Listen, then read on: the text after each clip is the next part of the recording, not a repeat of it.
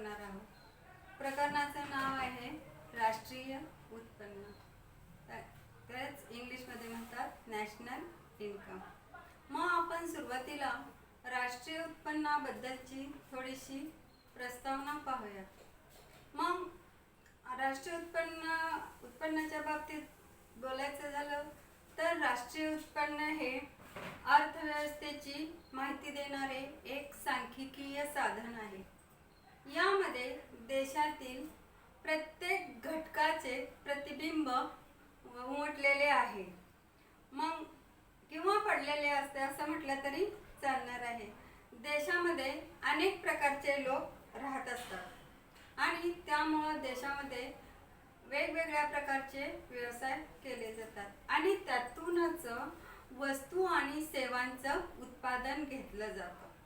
मग अनेक प्रकारचे लोक राहतात, अनेक प्रकारचे व्यवसाय केल्यामुळं अनेक प्रकारचे उत्पादन हे घेतलं जातं आणि त्यातूनच वस्तू आणि सेवांची निर्मिती होत असते. म्हणून आपल्याला अभ्यासामध्ये स्थूल अर्थशास्त्रात राष्ट्रीय उत्पन्न हा अभ्यास विषय महत्त्वाचा आहे. मग यामध्ये देशाच्या अर्थव्यवस्थेमध्ये शेती, उद्योग, व्यापार, बाजारपेठा, बँका, वित्तीय संस्था, त्यानंतर विविध विभाग, त्यांची कार्यालये इत्यादींचा समावेश होत असतो.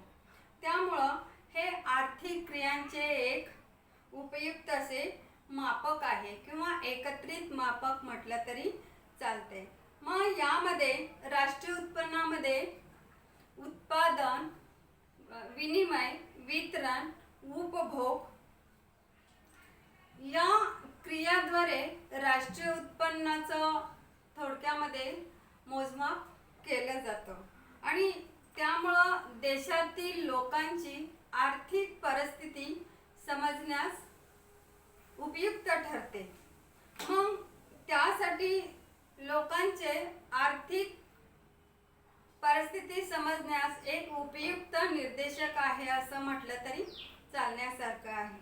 मग भारतामध्ये 1949 मध्ये राष्ट्रीय उत्पन्न समितीची स्थापना केली गेली. त्याद्वारे राष्ट्रीय उत्पन्नाची माहिती मिळवून व इतरही माहिती संकलित करून ती प्रसारित करण्याचं कार्य या समितीवर सोपवलेलं आहे. मग सध्याच्या स्थितीमध्ये केंद्रीय सांख्यिकीय संघटना सध्याच्या स्थितीमध्ये केंद्रीय सांख्यिकीय संघटना म्हणजेच CSO ही जी संघटना आहे ती राष्ट्रीय उत्पन्नाबद्दलची माहिती गोळा करण्याचं तसेच इतरही प्रकारची माहिती गोळा करून ती प्रसारित करण्याचं कार्य करते. केंद्रीय सांख्यिकीय संघटना. मग आपण एवढ्यावरून थोडक्यामध्ये जर पाहायचं झालं तर देशामध्ये उत्पादन प्रक्रियेद्वारे ज्या वस्तू आणि सेवा निर्माण होतात त्यांचं पैशामध्ये व्यक्त केलेलं मूल्य म्हणजेच राष्ट्रीय उत्पन्न असं आपणाला म्हणता येईल. मग यासाठी आपण थोडक्यामध्ये अर्थ पाहूयात की आधुनिक अर्थव्यवस्था ही पैशावर आधारलेली आहे. पहा, पैशाशिवाय कोणतंच कार्य होऊ शकत नाही. त्यामुळं प्रत्येक घटकाचं मूल्य आपल्याला मोजावं लागतं. म्हणून असं म्हणता येईल की आधुनिक अर्थव्यवस्था ही पैशावर आधारलेली आहे. म्हणून देशाचे राष्ट्रीय उत्पन्न हे पैशामध्ये व्यक्त केलं जातं. बघा, महत्त्वाचा पॉइंट आहे हा. देशाचं राष्ट्रीय उत्पन्न हे नेहमी पैशामध्ये व्यक्त केलं जातं कारण त्याचं मूल्य काढलं जातं, म्हणून त्याला पैशामध्ये व्यक्त केलं असं म्हटलं जातं.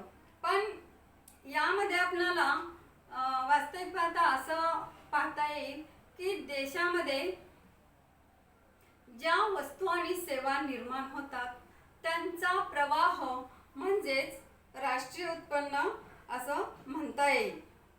मग यासाठी आपणाला वेगवेगळ्या व्याख्या पाहाव्या लागतील. मग यामध्ये काही विचारवंतांनी आपापल्या पद्धतीने काय व्याख्या तयार केलेल्या आहेत. राष्ट्रीय उत्पन्नासंबंधी स्वतःची मतं मांडलेली आहेत. मग राष्ट्रीय उत्पन्न समिती यातल्या व्याख्येमध्ये आपण पहिली व्याख्या म्हणजे राष्ट्रीय उत्पन्न समिती यांनी तयार केलेली व्याख्या बघू. मग त्याविषयी थोडीशी माहिती बघू राष्ट्रीय उत्पन्न समितीची. मग राष्ट्रीय उत्पन्न समिती ही 1949 मध्ये भारत सरकारने प्राध्यापक पी.सी. महालनोबिस बघा, भारत सरकारने 1949 मध्ये पी.सी. महालनोबिस यांच्या अध्यक्षतेखाली ही समिती स्थापन केलेली आहे. मग या समितीमध्ये डॉक्टर V.K.R.V. राव आणि प्राध्यापक D.R. गाडगीळ हे सदस्य होते. म्हणजे आणि महालनोबिस या तिघजण या राष्ट्रीय उत्पन्न समितीमध्ये सदस्य होते. आणि महालनोबिस यांच्या अध्यक्षतेखाली किंवा त्यांच्याद्वारे ही समिती स्थापन केली गेली. मग यामध्ये त्यांनी एक व्याख्या केलेली आहे. म्हणजे जे राष्ट्रीय उत्पन्न समिती आहे त्यांनी केलेली व्याख्या पहा की राष्ट्रीय उत्पन्न म्हणजे एखाद्या विशिष्ट काळामध्ये तयार झालेल्या वस्तू आणि सेवांचे दुहेरी मोजदाद होऊ न देता केलेले मापन म्हणजेच राष्ट्रीय उत्पन्न होय. बघा त्यांनी काय सांगितलेलं आहे. राष्ट्रीय उत्पन्न समितीची ही व्याख्या आहे की राष्ट्रीय उत्पन्न म्हणजे एखाद्या विशिष्ट कालखंडात निर्माण करण्यात आलेल्या वस्तू आणि सेवांचे दुहेरी मोजदाद होऊ न देता केलेले मापन म्हणजेच राष्ट्रीय उत्पन्न होय. मग आपल्याला इथं त्यांनी काय सांगितलेलं आहे की एका वर्षामध्ये किंवा त्यांनी ठराविक कालखंड म्हटलेला आहे त्या काळामध्ये ज्या वस्तू आणि सेवांचं उत्पादन घेतलं जातं त्याची दुहेरी मोजदाद होऊ दिली जात नाही तरच ते राष्ट्रीय उत्पन्नामध्ये मोजलं जातं. म्हणजे या ठिकाणी आपल्याला असं म्हणता येईल की एखादं उत्पन्न असेल तर डबल त्याची गणना होऊ शकते. पण ज्या वेळेस आपल्याला राष्ट्रीय उत्पन्न काढायचं असतं त्यावेळेस दुहेरी मोजदाद होऊ दिली नाही पाहिजे. म्हणजे एकच उत्पन्न दोनदा मोजलं जाऊ शकतं आणि समजा दोनदा मोजलं गेलं तर डबल गणना किंवा राष्ट्रीय उत्पन्न अधिक पटीनं वाढण्याची शक्यता असते. मग या ठिकाणी मी एक उदाहरण देऊ इच्छिते.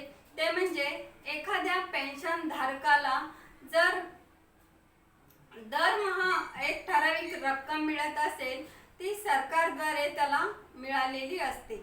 मग तिकडं सरकारचा खर्च असतो आणि इकडं या व्यक्तीचं उत्पन्न असतं.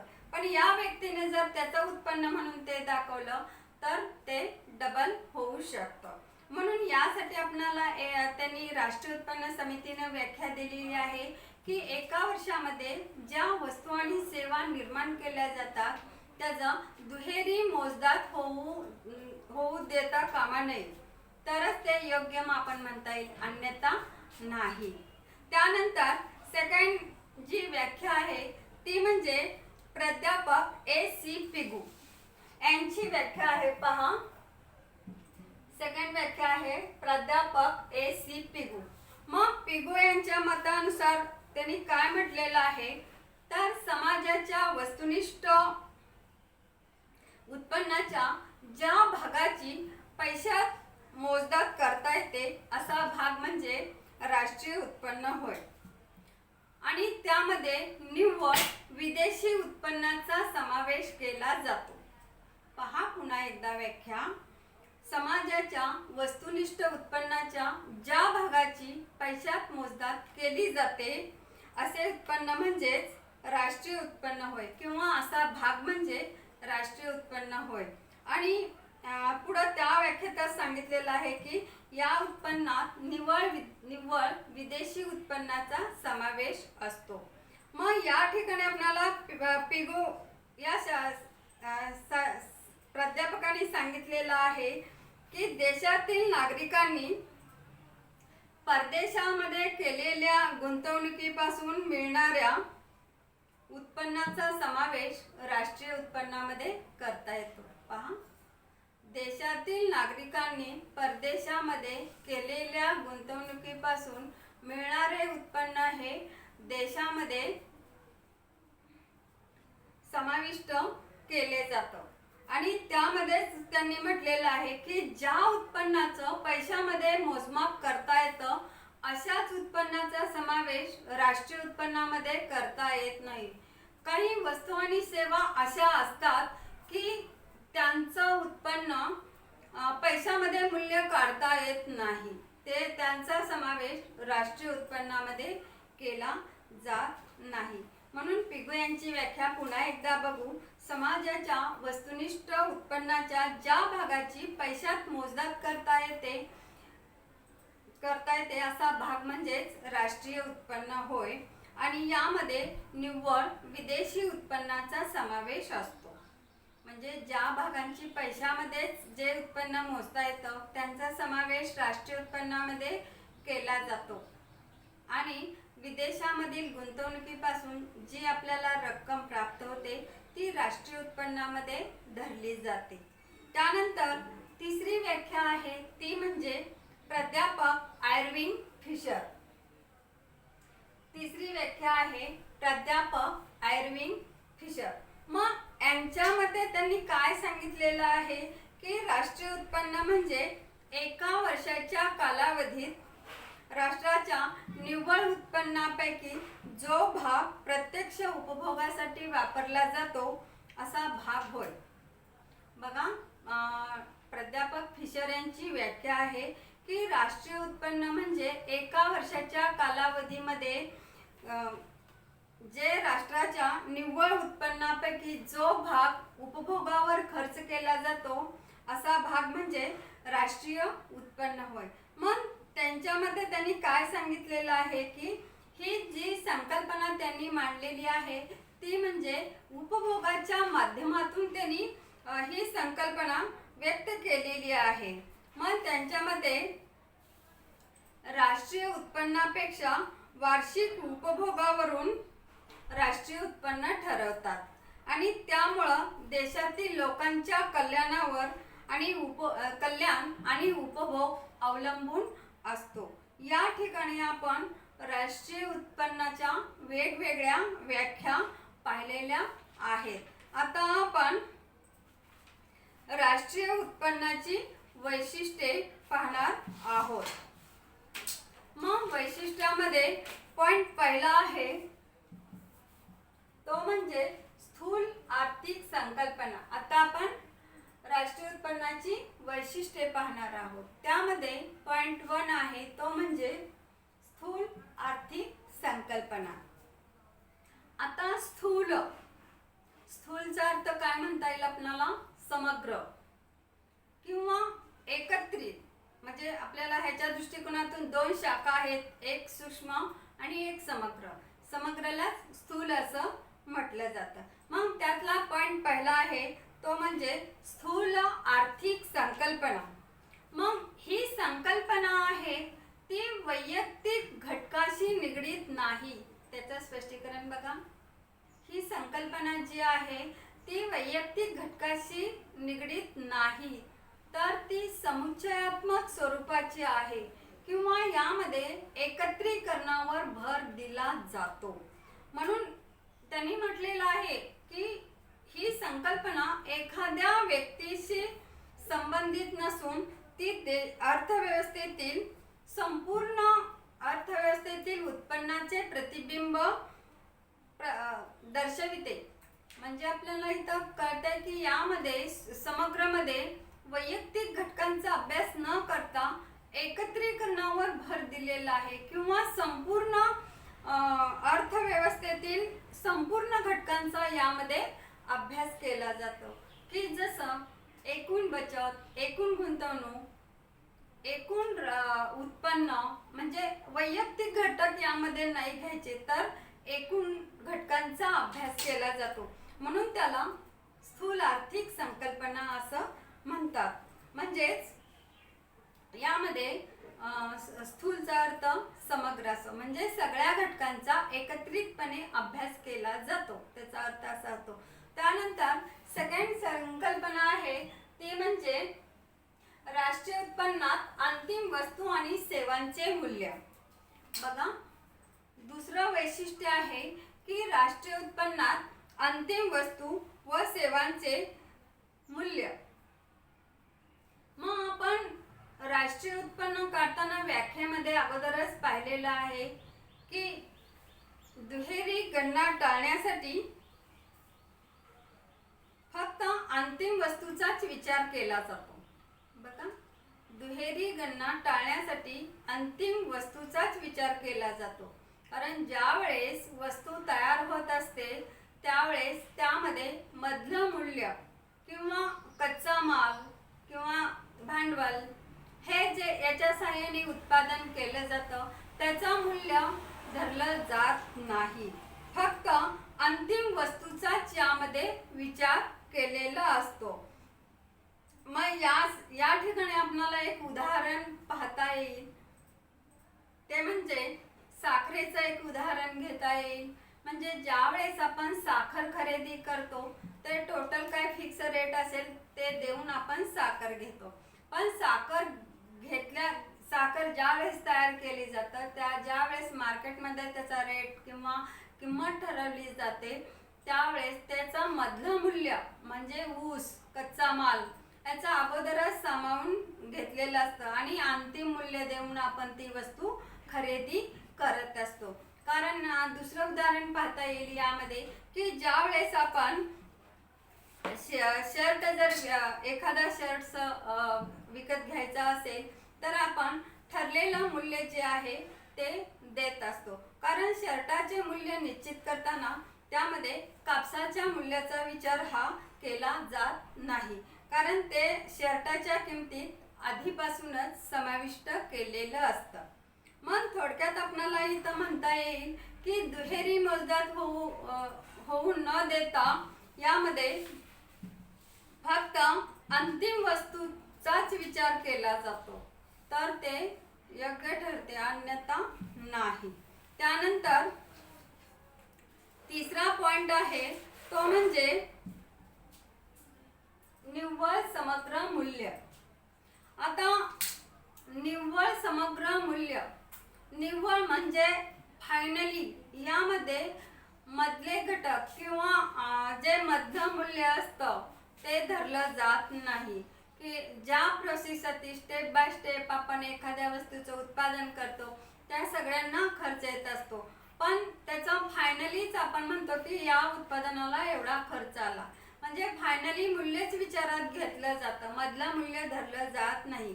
मग यामध्ये ज्यावेळेस वस्तू आणि सेवांच्या निव्वळ मूल्यांचा समावेश होतो त्यावेळेस भांडवली सामग्री किंवा कच्चा माल, घसारा म्हणजे उत्पादन प्रक्रिया करताना त्या वस्तूची झीज, ज्या भांडवली वस्तूंची झीज झालेली असती ते सर्व वजा करूनच हे निव्वळ उत्पादन काढलेलं असतं.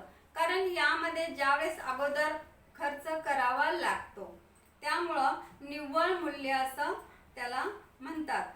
मग ज्यावेळेस आपण निव्वळ मूल्य काढत असतो त्यावेळेस घसारा वजा करूनच निव्वळ मूल्य हे काढलं जातं. घसारा म्हणजे जे भांडवली वस्तू वापरतो त्याची झालेली झीज किंवा अगोदर जे गुंतवणूक केलेली असतं त्याच्यावर खर्च केलेला असतो ते वजा करूनच राहिलेलं उत्पन्न आपण काढतो, त्याला निव्वळ उत्पन्न असे म्हणतात. त्यानंतर चौथा पॉइंट आहे तो म्हणजे विदेशी निव्वळ मूल्य. चौथा पॉइंट काय आहे? विदेशी निव्वळ मूल्य. मग यामध्ये आपल्याला असं म्हणता येईल की राष्ट्रीय उत्पन्नामध्ये परदेशातून मिळणाऱ्या निव्वळ उत्पन्नाचा समावेश केला जातो. बघा, राष्ट्रीय उत्पन्न ज्यावेळेस काढलं जातं त्यावेळेस विदेशी किंवा परदेशातून मिळणाऱ्या निव्वळ उत्पन्नाचा समावेश केला जातो. यामध्ये आंतरराष्ट्रीय व्यापारापासून मिळणाऱ्या उत्पन्नाचा समावेश केला जातो. यामध्ये आपल्याला पाहता येईल की देशातील नागरिकांनी परदेशामध्ये केलेली गुंतवणूक आणि तिथून म्हणजे यामध्ये आपल्याला आयात आणि निर्यात यातील फरक काढला जातो आणि त्याद्वारे आपल्याला निव्वळ उत्पन्न हे काढलं जातं. त्यानंतर 5वा पॉइंट आहे आर्थिक वर्ष. बघा 5वा पॉइंट आहे आर्थिक वर्ष. आता आर्थिक वर्ष जर म्हणायचं झालं तर प्रत्येक क्षेत्रामध्ये किंवा धंद्यामध्ये एक वर्ष असं ठरवावं लागतं की आपण जसं म्हणतो शैक्षणिक वर्ष, तसं यासाठी इथं सुद्धा आपणाला राष्ट्रीय उत्पन्न काढताना हे एक आर्थिक वर्ष आपणाला किंवा आर्थिक वर्ष हे ठरवावं लागतं. मग राष्ट्रीय उत्पन्नाची गणना नेहमी ही एका वित्तीय वर्षासाठी असते. बघा राष्ट्रीय उत्पन्नाची गणना किंवा मोजणी ही एका वित्तीय वर्षासाठी केलेली असते. म्हणजे भारताचे वित्तीय वर्ष हे 1 एप्रिल ते 31 मार्च असे आहे. भारताचे वित्तीय वर्ष 1 एप्रिल ते 31 मार्च असे आहे. मग आपल्याला असं म्हणता येईल की प्रत्येक क्षेत्रामध्ये आर्थिक वर्ष हे ठरवावं लागतं.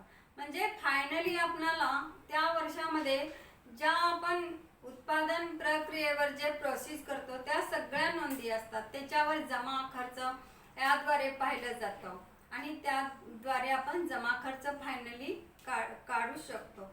तसं इथं आपल्याला आर्थिक वर्षामध्ये 1 एप्रिल ते 31 मार्च असं हे आर्थिक वर्ष आहे. राष्ट्रीय उत्पन्नाच्या बाबतीत जर झालं तर 1 एप्रिल ते 31 मार्च हे वर्ष फिक्स आहे.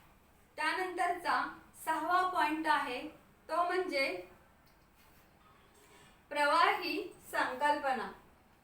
6वा पॉइंट काय आहे? प्रवाही. प्रवाह म्हणजे काय तर सतत बदलत राहणं किंवा सतत या क्रियेतून दुसऱ्या क्रियेमध्ये असं त्याचा ओघ सतत चालू राहणं असा त्याचा अर्थ होतो. मग प्रत्यक्षात उत्पन्न झालेल्या वस्तू आणि सेवांचा मूल्यांचा समावेश हा राष्ट्रीय उत्पन्नामध्ये केला जातो. बघा प्रत्यक्षात वस्तू आणि सेवांच्या मूल्यांचा समावेश हा राष्ट्रीय उत्पन्नामध्ये केला जातो. मग एका वर्षाच्या कालावधीमध्ये ज्या वस्तू आणि सेवा निर्माण केल्या जातात त्या वस्तू आणि सेवांचा प्रवाह. बघा एका वर्षाच्या कालावधीमध्ये ज्या वस्तू आणि सेवा निर्माण केल्या जातात त्यांचा प्रवाह म्हणजेच राष्ट्रीय उत्पन्न होय. त्यानंतर 7वा पॉइंट आहे पैशात व्यक्त केलेले मूल्य.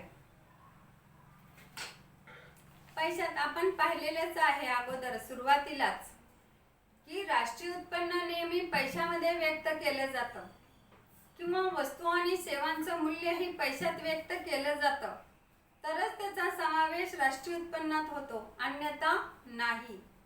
किंवा ज्या वस्तू आणि सेवा अशा आहेत की त्यांचं मूल्य काढलं जात नाही त्यांचा समावेश राष्ट्रीय उत्पन्नात केला जात नाही. पण ज्या वस्तू आणि सेवांचं मूल्य हे पैशामध्ये व्यक्त केलं जातं त्यांचाच राष्ट्रीय उत्पन्नामध्ये समावेश केला जातो.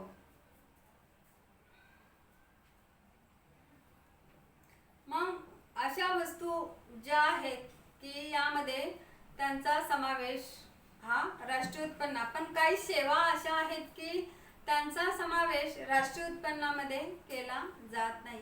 उदाहरणार्थ आईनं मुलाचं केलेलं संगोपन, शिक्षकांनी आपल्या पाल्याला शिकवलेलं, म्हणजे अशा काही सेवा आहेत की त्यांचं मूल्य दिलं जात नाही. मग अशांचा समावेश हा राष्ट्रीय उत्पन्नामध्ये केला जात नाही, पण ज्याचं मूल्य आपण अदा करतो किंवा देतो त्याचा समावेश हा राष्ट्रीय उत्पन्नामध्ये केला जातो। मग या ठिकाणी आपल्या राष्ट्रीय उत्पन्नाची वैशिष्ट्ये इथं एकूण 7 पॉइंट आहेत, ते संपलेलं आहे। पुढच्या तासाला आपण राष्ट्रीय उत्पन्नाचा चक्राकार प्रवाह ही संकल्पना किंवा राष्ट्रीय उत्पन्नाच्या चक्रीय प्रवाह हे आपण पाहणार आहोत। धन्यवाद।